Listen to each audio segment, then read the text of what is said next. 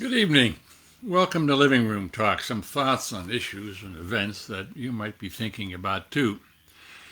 My name's John Graham, adventurer, activist, former diplomat, more at johngraham.org, and in a memoir, Sit Down Young Stranger on Amazon. Tonight I want to talk about courage. For the last 35 years, I've helped lead a global movement that inspires people to stick their necks out to solve tough public problems. So I've got some standing in the matter of what's courageous in public life.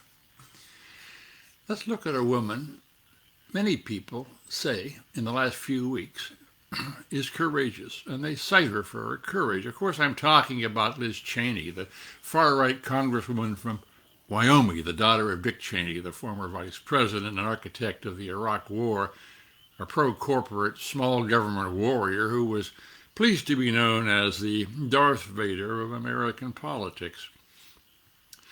Until very recently, Liz Cheney seemed to be a chip off the old block. She was and is a pro-gun, anti-abortion, anti-regulation, small government, deeply conservative Republican, pretty much the antithesis of my own politics. But she represents her conservative state honestly enough, and she fights hard for what she believes in. To have called her courageous until last winter, however, would have been a stretch. A committed, bare-knuckle right-winger would have been more accurate. Then came Trump's loss in the 2020 election, and his relentless, unprincipled efforts to overturn the results by subverting the Constitution and inciting a violent attack on the Capitol. As you know, all but a handful of congressional Republicans spinelessly continue to support Trump and his lies and his attack on the rule of law, so concerned they are about losing his support and that of his political base. These cowards have let the Republican Party become the property of a narcissistic, unprincipled fascist. The country and its founding principles be damned.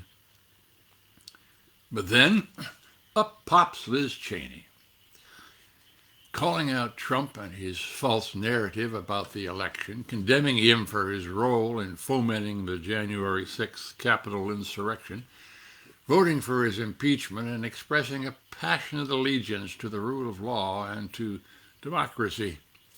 She did all this knowing full well, knowing full well that her bootlicking colleagues in Congress would strip her of her powerful leadership post in the House, and that they and Trump will do everything they can to end her political career. Undaunted, for the last month, Cheney has doubled down on her attacks on Trump and on his congressional Republican toadies. What is she up to? If Liz Cheney is crazy to charge this windmill, as even some of her supporters must think, then I say she's crazy like a fox.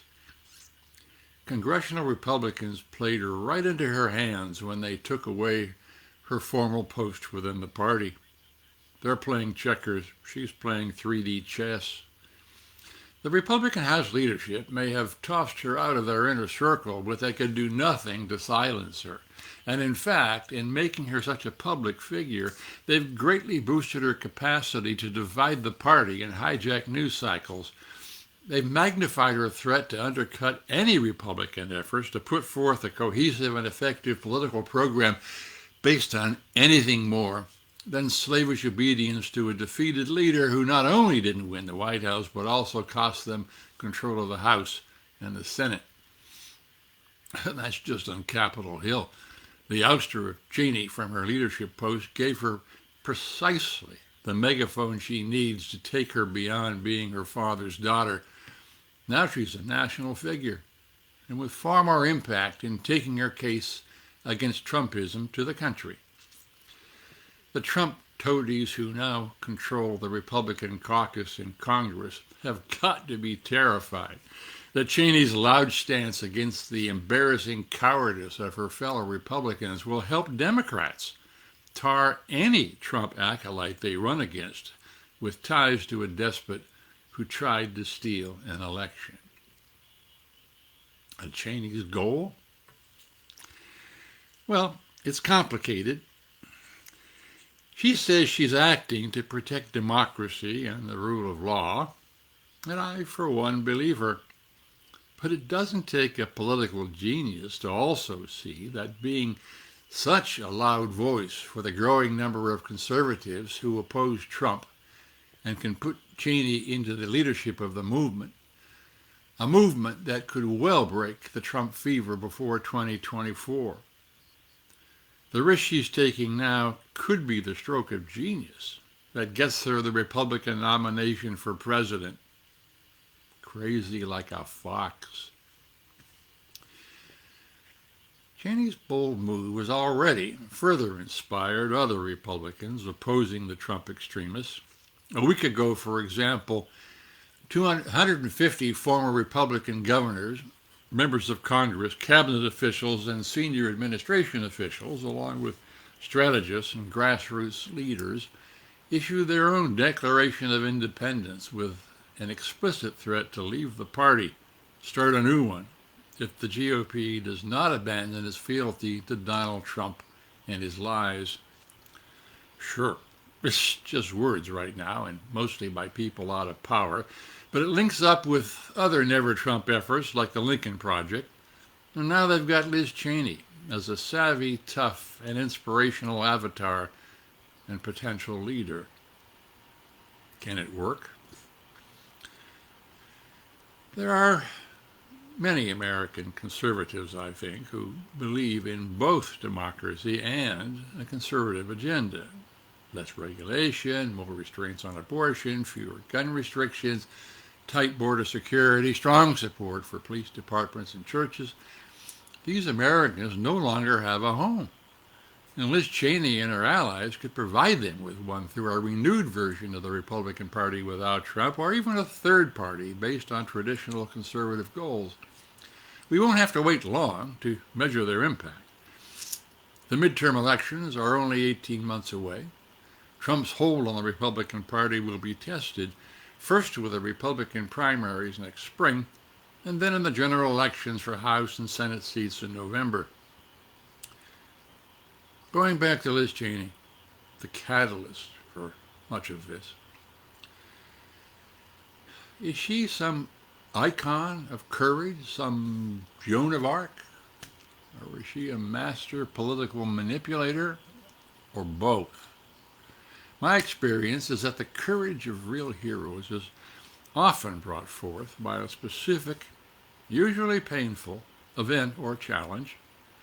Ideals that may have lain dormant for years, unheeded in their daily lives, suddenly propel these people into action. The insurrection may have been that for Cheney.